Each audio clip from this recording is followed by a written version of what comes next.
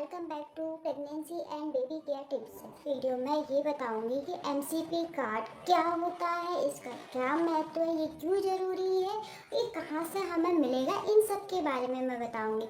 MCP card जो कि मेरे हाथ में इस टाइम पे है, ये हमें गवर्नमेंट की तरफ से इशू होता है। इसमें जो भी वुमेन प्रेग्नेंट होती है, उसके प्रेगनेंसी के पहले महीने से लेके उसका बच्चा जब तक 16 साल का नहीं हो जाता है तब तक की सारी डिटेल इसमें होती है। तो एमसीपी कार्ड ये मदर और बच्चे के लिए बहुत ही इम्पोर्टेंट है। इसमें सारी डिटेल होती है, यहाँ तक कि जब प्रेग्नेंट होती है तो उसको क्या केयर करनी चाहिए, अपनी किस तरह से रहना चाहिए, जब बच्चा हो जाता है तो बच्चे की किस तरह से आप केयर कर सकते हैं, उसका वैक्सीनेशन की कब होगा, कितना टाइम है, ये सारा चीज़ें, कौन सी वैक्सीन लगी, ये सारी चीज़ें इस कार्ड में फिल होती है। तो फर्स्ट पेज में दिखाऊँ तो ये इसका फ्रंट पेज है, जो कि इसमें मदर और इसका फादर और बेबी का इसमें डायग्राम दिया हुआ है। तो फर्स्ट वन यहाँ पे सारा इसमें दिया हुआ है कि जैसे ही हम प्रेगनेंसी के टाइम पे क्या क्या सुविधा हम ले सकते हैं, ये फ्रंट पेज में इन्होंने दिया हुआ है। गवर्नमेंट की तरफ से जो जो हमें सुविधाएं मिली है वो ये सब फ्रंट पेज में लिखा हुआ है। यहाँ पे इसमें मदर की जो प्रेग्नेंट होती है तो उसका सारा डिटेल, नेम, मोबाइल नंबर, आधार कार्ड, आपका बैंक खाता, सारा कुछ इसमें होता है। जब बच्चा पैदा हो जाता है तो बच्चे का नाम, उसका सेक्स, उसके कितने बजे हुआ, क्या वजन था, ये सारा चीज़ इसमें फिल होता है। नेक्स्ट पेज में यहाँ पे मदर की सारी जांचें होती हैं। उसके फर्स्ट मंथ से ही उसकी सारी जांचें हो जाती है। फर्स्ट ट्राइमेस्टर से ही इसमें सारी जांचें फिर होना स्टार्ट हो जाती है। वैक्सीनेशन, हाइट, बीपी, वेट, ये सारा कुछ इसमें होता है। यहाँ पे इसमें सारे इनकी जांचें होती है, क्या क्या इनके ब्लड टेस्ट हुए हैं, क्या क्या नहीं हुआ है, इनकी फंडल हाइट, सारा कुछ इसमें ऐड होता है।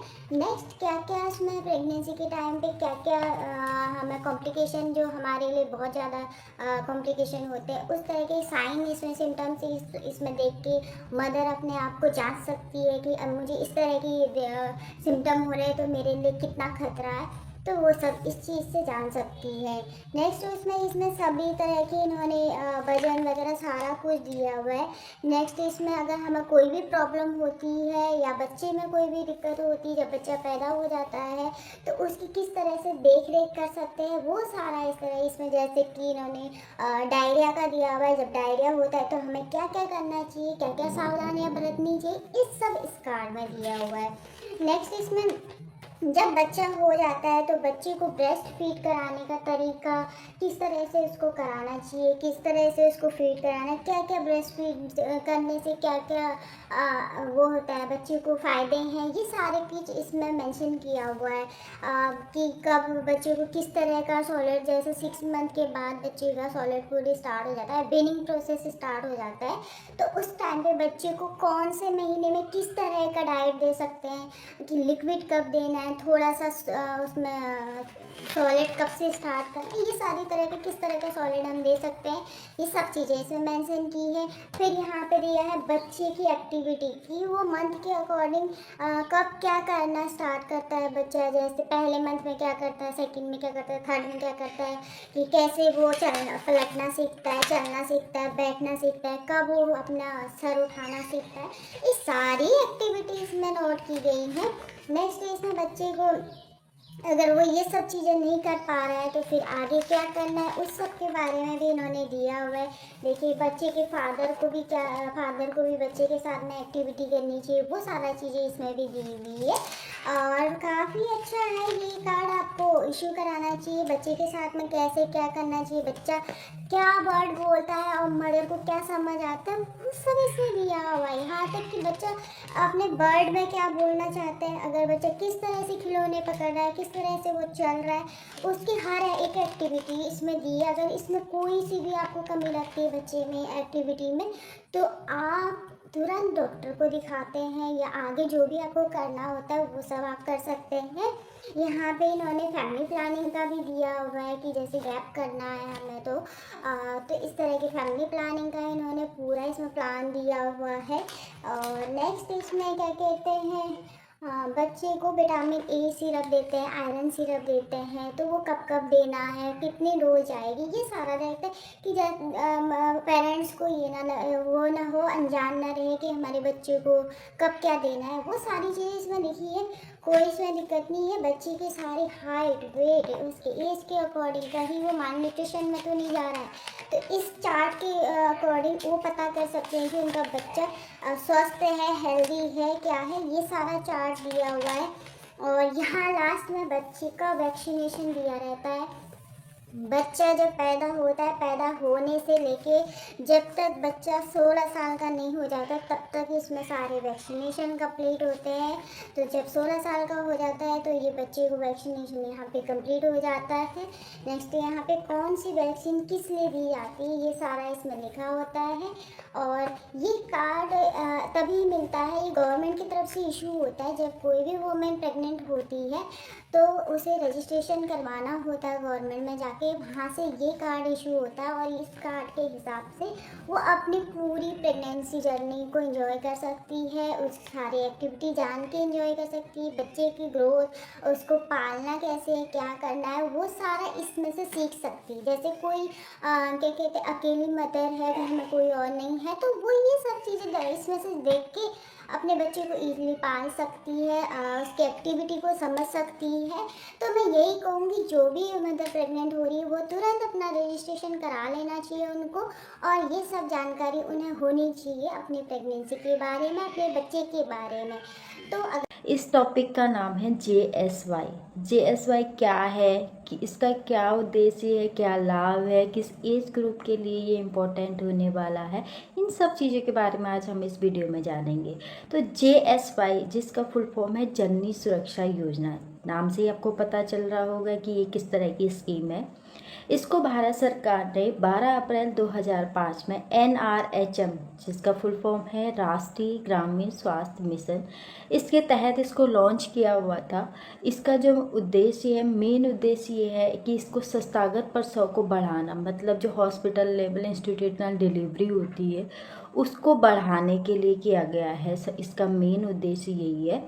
इसमें क्या होता है कि पहले के टाइम पे क्या था कि होम डिलीवरी ज़्यादा प्रेफर होती थी, ज़्यादातर जितनी भी डिलीवरियाँ होती थी वो घर पे होती थी, जिसकी वजह से क्या होता था कि डिलीवरी के टाइम पे जो मदर है उसकी डेथ भी हो जाती थी, कभी कभी बच्चे की भी डेथ हो जाती थी, और उनको उस तरह की सुविधाएं नहीं मिल पाती थी जो एक प्रेग्नेंट वुमेन के लिए, एक डिलीवर करने वाली मदर के लिए, शिशु के लिए जो इम्पोर्टेंट होती है। तो क्या होता था कि उस टाइम पे जो मैटरनल डेथ है वो काफ़ी ज़्यादा इंक्रीज था, उस टाइम पे बढ़ा हुआ था, और शिशु मृत्यु दर भी काफ़ी ज़्यादा बढ़ी हुई थी। तो इसी को कम करने के लिए भारत सरकार ने ये स्कीम चलाई। ये एक तरह का जो फाइनेंशियल प्रॉब्लम होती है, जिसकी वजह से लोग क्या करते, जो गरीब एरिया है, गरीब लोग हैं, वो हॉस्पिटल में डिलीवरी करने से डरते थे, इसकी वजह से वो घर पे ही डिलीवरी करना प्रेफर करते थे। तो इस चीज़ को कम करने के लिए भारत सरकार ने ये स्कीम चलाई। इसमें जो है उनको वित्तीय सहायता प्रदान की जाती है, कुछ धनराशि उसमें प्रोवाइड की जाती है। तो इसका मेन यही उद्देश्य है कि जो हमारे मैटरनल डेथ है उसके रेट को कम करना, जो शिशु मृत्यु दर है उसको कम करना, और महिलाओं को क्या किया गया, उनको एक सशक्त बनाया गया ताकि वो इंस्टीट्यूशनल डिलीवरी करने में सक्षम हो, और उन्हें डिलीवरी करवाने या किसी भी तरह की जितनी भी सुविधाएं होती स्वास्थ्य से रिलेटेड, उनको कोई भी परेशानी ना आए, फाइनेंशियल रिलेटेड कोई भी परेशानी ना आए, घर पे डिलीवरी कम से कम हो। इस चीज़ को बढ़ावा देने के लिए ये स्कीम JSY निकाला गया है। अब इसमें किस तरह से आप लाभ ले सकते हैं, इसका जो होता है, एक पहले जब गर्भवती प्रेग्नेंट होती है उसी टाइम उनका पंजीकरण हो जाता है, जिसमें उनको MCP कार्ड मिलता है, ऑलरेडी मैंने एमसीपी कार्ड के बारे में वीडियो डाल दिया है, मेरे चैनल पे आप जाके आप देख सकते हैं कि वो कैसे किधर से हमें वो मिल सकता है। तो वो एमसीपी कार्ड मिलता है, उसके थ्रू उसका रजिस्ट्रेशन होता है प्रेग्नेंट वुमेन का। उन्हें वहाँ पे एक नंबर मिलता है, एमसीपी नंबर मिलता है, तो वो नंबर उनके पोर्टल पे चढ़ जाता है, ऑनलाइन वो एंट्री हो जाती है कि हाँ ये प्रेग्नेंट है, किस महीने से प्रेग्नेंट है, कितने मंथ हो गए, ये सब चीज़ें डिटेल, क्या वो हाई रिस्क में है, क्या उनकी जांचें हैं, ये सब चीज़ें वो जो नंबर होता है उसके थ्रू हमें पता चल जाता है। तो जब भी महिला की डिलीवरी होती है, संस्थागत डिलीवरी होती है, इंस्टीट्यूशनल डिलीवरी होती है, तो उस टाइम पे जो कुछ उनको धनराशि प्रोवाइड होती है। जो रूरल एरियाज़ है, मतलब गांव के जो एरियाज़ है, उनमें जो महिलाएं जब संस्थागत प्रसव कराती है उनको 1400 की धनराशि दी जाती है। जो अर्बन एरियाज़ है, मतलब शहरी क्षेत्र हैं, उनमें 1000 रुपये की उनकी धनराशि दी जाती है। इससे ये होता है कि उनको आगे जैसे डिलीवरी हो गई है, अब आगे के लिए उनको अपने स्वास्थ्य से रिलेटेड कुछ चीज़ों की ज़रूरत होती है, दवाइयाँ हो गई, खान पान से रिलेटेड कुछ चीज़ों की उनको ज़रूरत होती है, वो चीज़ें प्रोवाइड हो जाए ईज़िली। आगे के लिए उनको जो जो चीज़ों की ज़रूरत हो वो ख़रीद सके ईज़िली। तो ये सब चीज़ों के लिए उनको फाइनेंशियली सपोर्ट किया जाता है गवर्नमेंट की तरफ। ये 100% सेंट्रल गवर्नमेंट की स्कीम है, केंद्र सरकार की ये स्कीम है। जब भी डिलीवरी होती है, डिलीवरी होने के बाद में उनका जो होता है वो पोर्टल पे चढ़ा जाता है, उनकी एंट्री हो जाती है, और वो एक उन्हें डायरेक्ट पोर्टल के द्वारा जब एंट्री हो जाती है तो उनके अकाउंट में, जो महिला होती है, फादर के अकाउंट में नहीं, मदर के अकाउंट में वो धनराशि ट्रांसफ़र की जाती है। तो ये ऐसे ये स्कीम चलाई गई है, जिससे कि क्या होगा, उनको फाइनेंशियली प्रॉब्लम नहीं होगी। डिलीवरी होगी तो वो सरकारी में होती है, तो फ्री डिलीवरी होती है, साथ में उनको धनराशि भी प्रोवाइड होती है। तो इस वजह से गवर्नमेंट ने इसको क्या किया है, जो भी गरीब एरियाज़ है, गरीब लोग हैं, वो डरते हैं कि हॉस्पिटल में डिलीवरी करवाने से कि हम इतना पैसा कहाँ से लाएंगे, कैसे एडजस्ट कर पाएंगे। तो इसकी वजह से वो क्या करते हैं, घर में ही डिलीवरी करना प्रेफर करते हैं। तो लेकिन अब गवर्नमेंट ने क्या कर दिया, उनकी जो भी परेशानी है उनको समझते हुए उसका एक हल लाते हुए उन्होंने ये उनको वित्तीय सहायता प्रदान करने के लिए एक स्कीम ये प्रोवाइड की गई है। इसको जो आशा है, जो अर्बन रूरल एरियाज़ में जब आशा होती है, उनको भी ये धनराशि प्रोवाइड की जाती है, क्योंकि वो उसको डिलीवरी कराने में, संस्थागत डिलीवरी करवाने के लिए उनको प्रोत्साहित करती है, तो उन्हें भी कुछ धनराशि इस पर प्रोवाइड होती है। बाकी जो प्रेग्नेंट वुमेन है उसको तो होती है, वो अकाउंट में डायरेक्ट उनका वो पैसा पहुंच जाता है।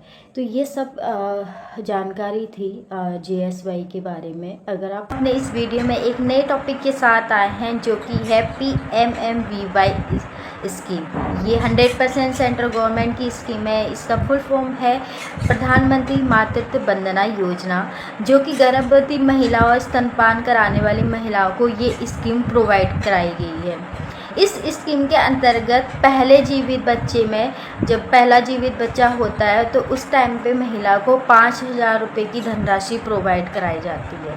इसका जो मुख्य उद्देश्य है वो गर्भवती और स्तनपान कराने वाली महिलाओं को स्वास्थ्य से रिलेटेड और पोषण से रिलेटेड उनको आर्थिक सहायता प्रदान की जाती है। इसका जो मुख्य उद्देश्य है कि कुपोषण से ग्रसित बच्चों की संख्या को कम करना, जब डिलीवरी होती है या महिला प्रेग्नेंट है उस टाइम पे मैटरनल डेथ को कम करना, और शिशु मृत्यु दर को भी कम करने में ये सहायता प्रदान करती है। ये आर्थिक सहायता प्रदान करके महिला को एक कुपोषण होने से, बच्चे को कुपोषण होने से उसे बचाया जा सके, ताकि वो अपने आर्थिक सहायता प्रदान करके वो बच्चे के लिए एक अच्छा न्यूट्रिशन खरीद सके और बच्चे को लालन पालन करने में उसे सहायता मिल सके। तो ये स्कीम की उसके मुख्य उद्देश्य था। अब इसमें किस तरह से आपको 5000 रुपये मिलेंगे, इसमें ये जो 5000 की धनराशि है वो 3 किस्तों में प्रोवाइड होती है।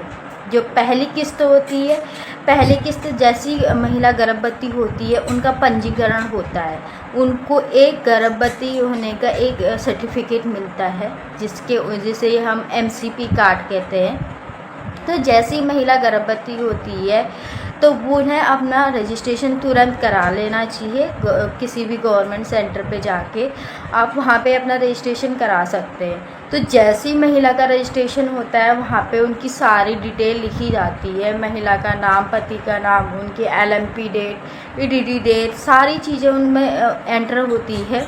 उस टाइम पे उनको एक MCP कार्ड मिलता है जिसमें MCP नंबर होता है। तो जैसी महिला का पंजीकरण हो जाता है उनकी पहली जो किस्त होती है उसके सारे डॉक्यूमेंट्स जमा होके पहली किस्त उनके खाते में आ जाती है, महिला के खाते में आती है किस्त। दूसरी किस्त जो है महिला की कम से कम एक ANC जांच हो जानी चाहिए, एक ANC जांच की एंट्री हो जानी चाहिए, उस टाइम पे उसकी दूसरी किस्त आती है। तीसरी किस्त जो है, पहली किस्त में उसे 1000 रुपये की धनराशि आती है, दूसरी किस्त में उसको 2000 रुपये की धनराशि आती है। तीसरी किस्त जब बच्चा पैदा हो जाता है, बच्चे को पहली बार वैक्सीनेशन हो जाता है। OPV, BCG, पेंटा, PCV, FIPV और रोटा, ये वैक्सीन उसको लग जानी चाहिए। मतलब पहला जो बच्चा 1.5 महीने पे जब उसको वैक्सीनेशन होता है तो वो वैक्सीनेशन होने के बाद उसकी एंट्री होती है और उसकी थर्ड किस्त तब आती है, तब उसके 2000 रुपये थर्ड किस्त में वो प्रोवाइड कराई जाती है। अब इसमें क्या क्या आपको डॉक्यूमेंट्स की ज़रूरत पड़ेंगी? आपको महिला का जो गर्भवती महिला है उसका आधार कार्ड में उसके हस्बैंड का नेम होना मैंडेटरी है। फादर नेम नहीं चलेगा, उसमें हस्बैंड का नेम मैंडेटरी होता है और एड्रेस भी हस्बैंड वाला ही एड्रेस उसमें होना चाहिए। दूसरा जो डॉक्यूमेंट्स लगेगा, महिला का बैंक खाता जो कि आधार से लिंक होना चाहिए, तो बैंक खाता उसका दूसरा लगेगा। तीसरा जो MCP कार्ड है, गर्भवती वाला जो सर्टिफिकेट है, वो कार्ड आपको गवर्नमेंट में जाके मिल जाएगा, वो कार्ड आपका होना ज़रूरी है। तो ये 3 डॉक्यूमेंट सबसे इम्पॉर्टेंट है। हस्बैंड का भी आधार कार्ड लगता है और मदर का भी आधार कार्ड, दोनों का आधार कार्ड लगता है। तो ये सारे डॉक्यूमेंट्स आप अपने नियर बाय में जो आंगनवाड़ी केंद्र है, आप वहाँ पे जाके अपने आंगनवाड़ी कार्यकर्ता को वो सारे डॉक्यूमेंट्स इकट्ठा करके आप उनको दे दीजिए और वो आपका ये सारा प्रोसीजर आगे बढ़ाते रहेंगे। इस तरह से PMMVY फॉर्म सबमिट होता है, भरा जाता है और ये 3 किस्तों में आपको पेमेंट प्रोवाइड की जाती है। अब गवर्नमेंट ने एक नया और इसके साथ जोड़ दिया, अगर आपका दूसरा बेबी गर्ल होती है या लड़की होती है तो उस टाइम पे भी आपको 6000 रुपये की धनराशि इसमें प्रोवाइड की जाती है। ये 6000 कब मिलेंगे? ये जैसा इसका पहले बच्चे का प्रोसीजर है ऐसा नहीं है। उसमें जब बच्चा हो रहा है, आपका दूसरा बच्चा जब पैदा हो जाता है और आपकी लड़की हुई है दूसरी, तो उस टाइम पे लड़की होने के बाद ये फॉर्म भरा जाता है और आपको 6000 रुपये की धनराशि उस टाइम पे प्रोवाइड होती है। कि गवर्नमेंट में इसे पहले नहीं था, लेकिन अब ये स्कीम भी इसमें ऐड कर दी है लड़की बचाओ के उसके लिए।